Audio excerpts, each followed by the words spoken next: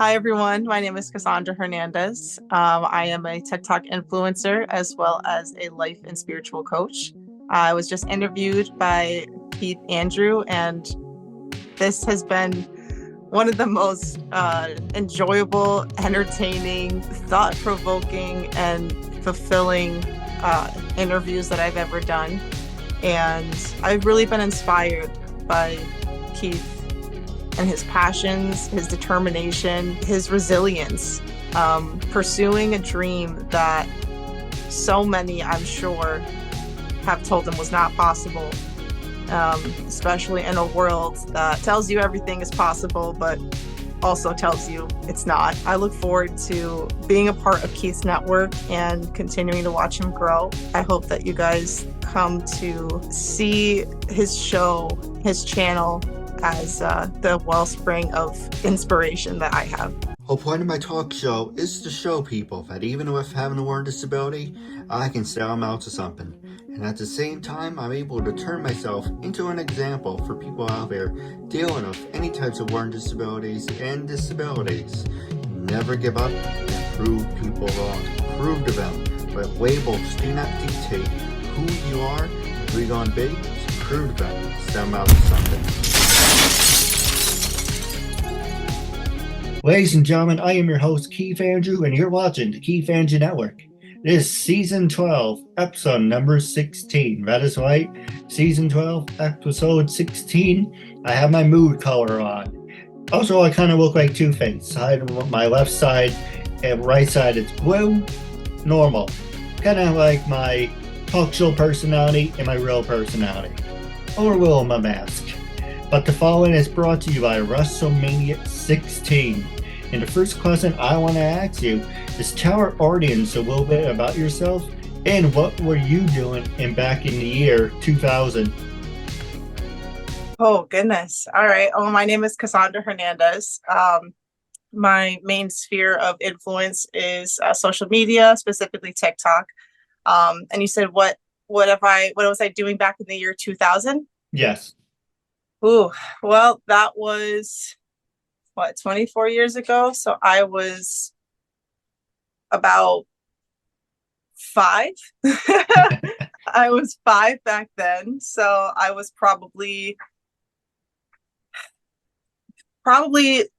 digging holes in the backyard and giving my dad lots of anxiety over that. And probably playing Pokemon. It's funny you should met. Oh, go ahead. I'm sorry. No, I was gonna say that's probably realistically what I was doing in 2000. Be honest, I was 13. I was still playing with my toys. I'm not ashamed of it. I played with my wrestling toys. I used to and Pokemon I was obsessed with. Now I'm obsessed with Dragon Ball. But talking about Pokemon, actually no, tongue-tied. I love Pokemon. I played it. I played that religiously. I had yellow, blue. I got red later on, but actually turns out I actually like red. But yellow was fun because it was based on the cartoon because it had Team Rocket. It was a pain in the ass at times. Blue was my very first one, hint of the color. Red, I got a couple years later. Something about red seemed more interesting. But the wrestling toys playing in the dirt, bringing up when you're digging in the dirt, I used to reenact a buried alive match. So I had to my toys. These were when I had these plastic toys. They're meant to be collectibles, and I still have them. I can show you after. And if you're interested, these Yeah. WCW made this company, worked with this company, where they made the toys out of rubber. So I got mad at my brother once, so I threw it at him. So I actually gave him a bruise because these are not just cheap plastic; they're actually, thick rubber. It's Right. amazing. The paint wore off, but they're still intact. Hmm. I mean, yes, they're meant to be collectibles, but here I am in my front yard. I decided there's a big hole in the ground, banging away, not in that way. Banging away at the ground with the toys. The next thing I know, this put the a nail in the coffin. This put the end of me playing in the dirt. Playing with my toys, bang, bang, bang. And all of a sudden, this, and it's uncensored, by the way, this big freaking ass bug the size of this came out. I'm on, I don't know. It's the size of a tennis ball. That's how Oh, big it was. It was the size of this. It was round. It had big wings. My dad thinks it was a cicada. I thought it was a freaking ladybug on steroids because it was red and black. It scared the shit out of me because I saw next to it. It's like, you know, when you see Godzilla, the ground shakes and his finger. oh my God, yes. And I was 13. I thought I was gonna have a freaking heart attack. So I tell my brother's name Brad. I'm like, Brad, can you get the toys for me? Oh I my ain't, gosh. of Oh God, course, it just reminded me of like the what are those things called? The have you ever seen those the Tremors movies? yes. Oh, that's like what I'm picturing. Like that's what I would probably be thinking of. I'd be like, oh my God, it's real. It scared the shit out of me because the size, the rotoways, is the size of my hand like this. Looked like a big ass tennis ball. And unfortunately, I remember it. Some things I like to forget. It was Right. red, black. It had spots. Of course, my brother and my dad wanted to like show me because you're screaming your head off in the front yard. Of course, I it left an indentation in the ground, but we never found it afterwards. They think it was a cicada. I don't think I've ever seen one of those in real life. So like you could probably show me almost anything and tell me it's a cicada, and I'd be like, yes, it is. Well, you're not missing much. It But doesn't that's sound the like it. but that's the point of the show. I love to make you laugh. You're making a new friend out of it, and we're connecting. That's what the Keith Andrew Network's about, having fun. And it isn't just, okay, well, next question I'm gonna ask you, blah, blah, blah. It's like, okay, no. When you're on the show, there's a connect, you make a connection. You're networking with me, I network with you. And it's a transaction. You're getting something out of it, and I'm getting something out of it. Right, exactly. So the next one I want to ask you, you mentioned that you are a coach. What can you tell us about that? Well, I for a long time I kind of felt like I don't have my life together. Who am I? Who the hell am I to tell somebody else what they should do and how they should move and whatever? But to me, I don't really see it as so much as being a coach or even a guide as much as I see it as being an illuminator. Because I know that even though I will never tell somebody how to live their life or what decisions that they should make or even what they should value or anything like that. I feel like my perspectives are very unique. And when I talk with people and I explain how I see a certain situation, or sometimes I just ask the right questions and they've just never looked at it from that angle before. They've never thought to answer those types of questions. And I haven't had so many clients. We're still, like building that up. But with the people that I have worked with, it seems like it's like there's like that one little piece that they were missing.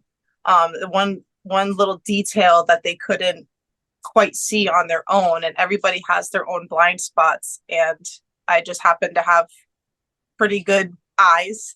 And I can see a lot of those blind spots and help them to get unstuck so that way they can continue on forward, because I've found that more often than not people do know what they need. They do know the answer. It's just sometimes they need somebody to help them find it. So that's my main goal with the coaching, guidance, whatever. I'm like, whatever people want to call it, because I know a lot of people are very averse to things like coaching and guides and things like that. So I've been trying to come up with something that feels as inclusive as I really want my business to be, and something that can help people to be more at ease with the service that I'm looking to provide, and be able to see that I'm not trying to tell you what you should do. I'm not really trying to necessarily give you advice. I'm just trying to help you see what you're not seeing. Well, if you're interested, I would love to have you be my coach. I would love that. I think that would be really fun. Now, for people who want to know, I recently got this lamp from my sister, and it had color bulbs in it. So yesterday, I'm a big wrestling fan, obviously. It was red. So usually I save blue for Fridays because blue's for SmackDown.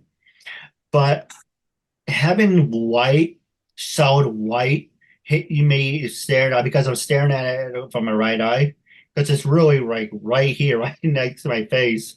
So if I had it on white, I'm gonna see freaking cross-eyed afterwards. And so I just think the blue, it's a little more easier to stare at than something like, you ever go to the optometrist, the eye doctor, and just shine the light into your eye? Oh, yes. Well, it's kind of like that with the lamp because it's a little distance, but it's easier with a blue light instead of a bright ass white, if that makes any Yeah, sense. And also, I like the blue because it gives it like a blue mood. Goes with the right. shirt. Kind of calm, laid back, relaxed. And it's Yeah. true, like, and let me ask you this, but for the show and for what you're coaching, it's be your own person, be your own man, be your own woman, be your own person. Stop trying. And I see you have a mood right reflecting off your glasses too. It's really nice. Yeah. And just be your own person because people can see bullshit. So if you're trying to pretend to be someone you're not, they're gonna see right through it. They're gonna think you're a phony. So I try for 10 and a half years different things to put my own spin on it. Yes, I use Bill Maher. I like most of George Animal Steel, but he's an asshole. I I like the old W. That's a long story about that. Um, I like Bill Maher. I like any talk show, but I don't like the copy and paste mentality of here's your questions. This is what I'm gonna ask you and don't let the door hit you on the way out. How I'm talking to you is I like, as I mentioned, a transaction.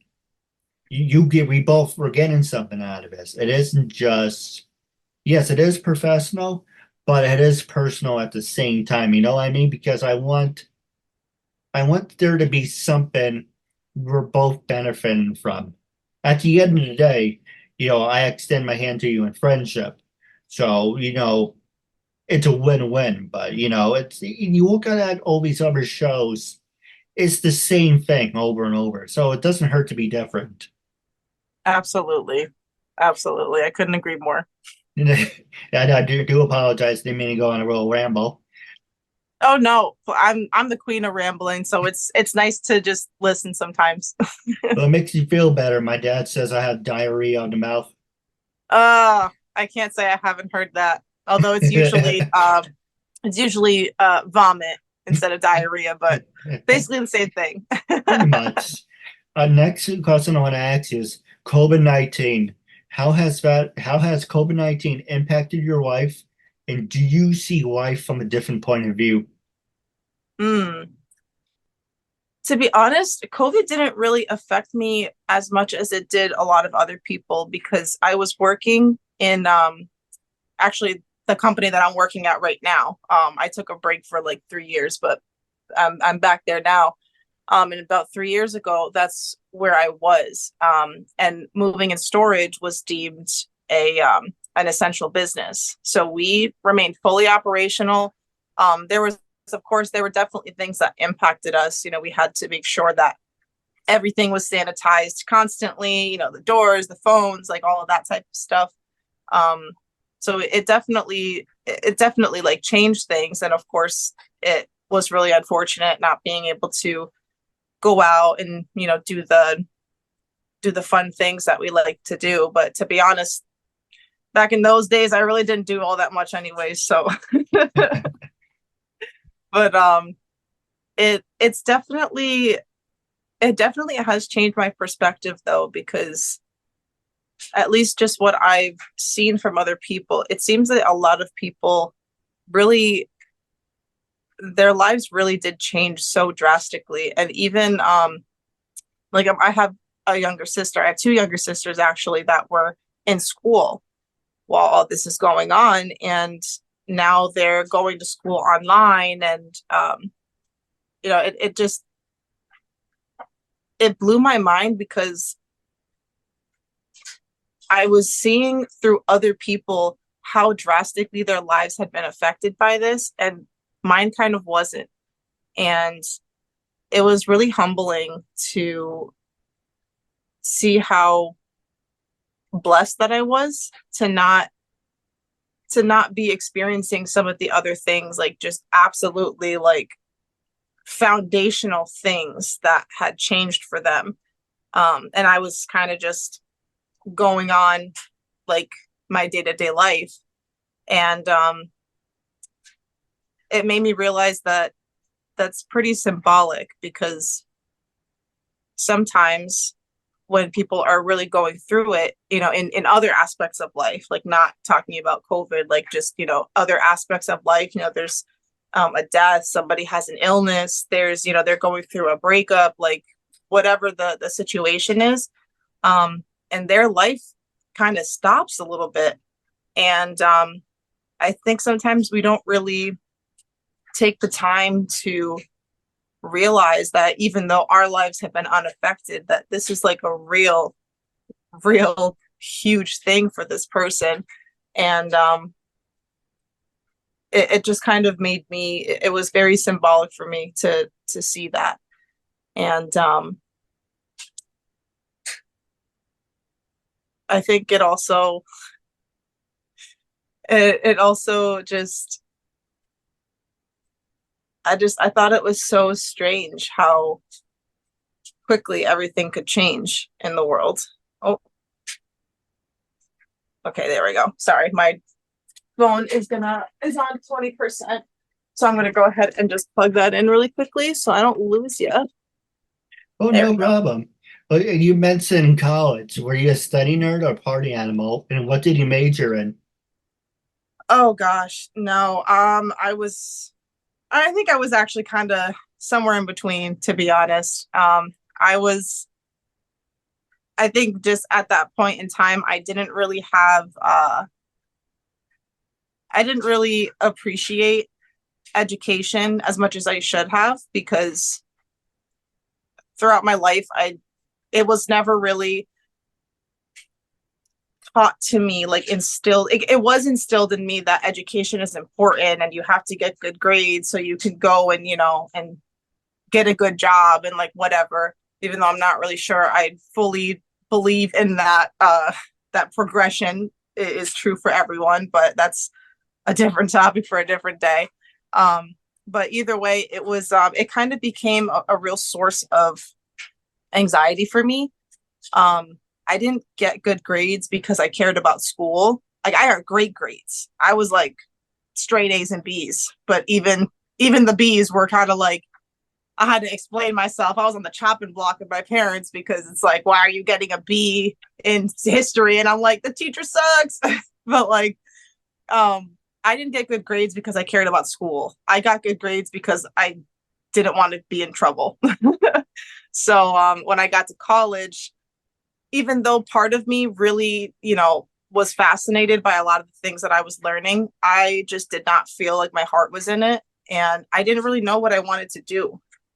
Not going to college was never really an option that was presented to me. It was never like, do you want to go? Like, what do you want to do after high school? It was, what do you want to go to college for? What college do you want to go to? So I was never really given a choice. And I majored in psychology, and then I ended up transferring to a different school to major in math because I thought I wanted to be a math professor.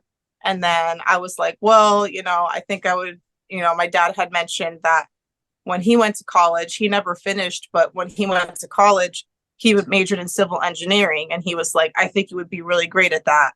And it sounded really cool. So then I switched my major to civil engineering. And then I was like, I don't really know what I want to do. And I don't know if it even requires a degree. And I don't want to be spending all of this time taking all these classes and spending all this money and getting myself further into debt if I don't even know what I want to do.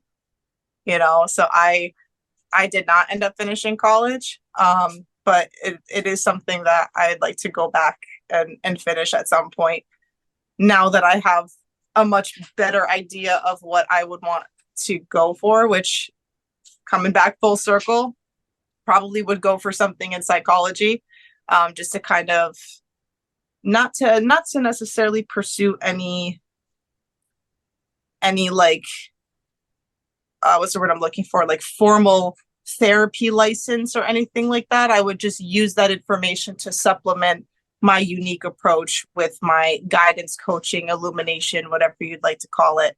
And I would definitely like to I'd probably maybe minor in psychology and do a major in business. No, absolutely. Now, the next two I want to talk to you about, it's called Song of the Day. What song did you listen to today? I'm trying to think. Well, I actually haven't listened to. Oh no, that's a lie. We have a radio at work. Trying to think of. Oh, what's that song? I'm here without you, baby. Oh, from Aerosmith. That song is so good. It's so hard not to sing when I'm at work. That's all. Oh, go ahead. I'm sorry. Oh no, I was just saying, like, it's so hard to not sing at work, which I usually do if there's nobody like around, or if there's like the one or two people that I know don't really mind it. Because I love to sing. That song was made famous by Armageddon. Was it really? Bruce Willis, a good actor, kind of a shitty person, but well, Really? Have you met him? I never met him, but a story I heard of it. Well, I'm gonna tell you about it. Our episode's like PG-13 anyway, but whatever, freedom of speech. This 10-year-old walked over to him and say, Mr. Willis, I'm your Bruce, or whatever the hell he said. I'm your big fan. And he pretty much pushed the kid to the side and said, get out of here, kid. I don't have time for you. It's kind of like, it doesn't matter how big of a star you are. My hero, my idol, Bret the Hitman Hart, said it. You can have thousands of fans. Yes, I talk to my hands. You can have thousands of fans or one fan. Never forsake your fans. And telling your fan, get out of here, kid, means you're a shitty person. Yeah, I can definitely see where Also, I'm with that. Also, Arnold Schwarzenegger and Fester Stallone says he's hard to work with. So he coming in hearing it. Okay, you hear a fan, fans are kind of hit and miss, by hearing it from, hey, yo, Adrian, doesn't go, look, you hear it from them, then you know something's up. You do the job. Did you see the Super Bowl commercial? She's in labor. Oh, yes. Like a good neighbor. Neighbor. She's in labor. That was, I'm not going to lie, I kind of felt like the Super Bowl commercials this year were like a little lackluster. But that one, and I can't remember the other. I mean, the Dunk Kings one was pretty good. I was actually working at Dunkin' at the time, so I didn't really love it after the Super Bowl because everybody's asking, "Oh, can I get the Dunk Kings coffee?" And I was like, I guess so. Like, do I really have to say Dunk Kings all day? But that one, the State Farm one with Arnold Schwarzenegger was probably one of my favorites for sure. I That like was. what. Oh, go ahead. I'm sorry. Oh no, I was just saying that commercial was like super good. I actually really liked that one. It's just really funny, like neighbor and she's in labor, It's and the just sheep behind him goes ba, and he goes, "That wasn't me." The other one was really good. The one was Christopher Walken. You think you know, but I do a really bad Christopher Walken, but it's like, you think you know, this table would be a little more specific. I do it. I can hear myself doing it, but doing it sounds really bad. right. I feel that, and I'm like trying to think of the because I know exactly like I know exactly who I can see his face and I can hear his voice, but I can't remember the commercial. So I'm like trying to rack my brain. I'm like, what? Which one? I honestly, I might have. I didn't see all the commercials. I was kind of like in and out of the room because we had like snacks and everything. So like, I might have just been like out of the room because I have a pretty good memory. So I that's why I was kind of like, I don't know if I saw that one because I feel like I would have remembered it. I love Christopher Walken. He's hilarious. If I Well, find it, I'll send it to you. yes, please do because I'd love to see it because then Are if I did see it and then I see it physically again, I'll be like, oh my God, that's right. Oh, are you a Ray Romano fan? oh, what? Ray Romano? Oh my God, from Everybody Loves Raymond. Yes, Did you he ever see is the so funny. Did you ever see the cartoon The Venture Brothers? No, I don't think so. I can do the impression, but there's a guy on the Venture Brothers, but it's Brock Sampson and all that. And he's like, "Oh, you sound like number two." It's like, "Hey, come on. I went to the shop right today. I bought some deodorant and then you go take it. Why didn't you just ask me to buy you some?" Well, now I'm gonna have to watch it and see how good your impression is. Jerry Seinfeld. I can hear his voice. There's some impressions I can do, and there's some I really can't, or I would butcher it. But I attack my mom. I'm like, "Hey, come on, it's time to have lunch. What do you want to eat today? I'm on a busy schedule." My mom answers back, "You're really making me hate that person because you're ruining the voice." Oh, But I do have a couple questions for you off the air. We do a special sit down when we come back. That's only available. It's only available. It's going to be wonderful. It's going to be terrific. Hopefully he doesn't become president, but don't quote me on that. But when we come back from the commercial break, only on Instagram and TikTok, it's the sit down with Keith Andrew. But wrapping up our interview segment, it was a real honor and privilege, and I'm really glad to have you as a friend, and I made a good impression on you. I just want to say thank you very much. absolutely. It's been a pleasure, Keith. Thank you.